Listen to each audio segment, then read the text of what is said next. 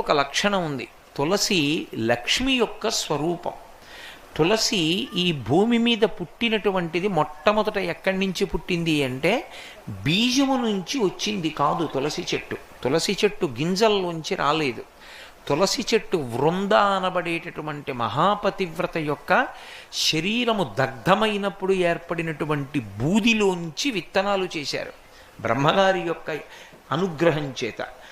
ఆ విత్తనములను చల్లితే అందులోంచి తులసి పుట్టింది.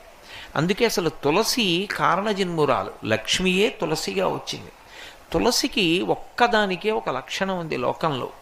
తులసి సమస్త పాపములను హరిస్తుంది. ఎందుచేత హరిస్తుంది అంటే దాని గురించి పురాణంలో ఒక మాట ఉంది.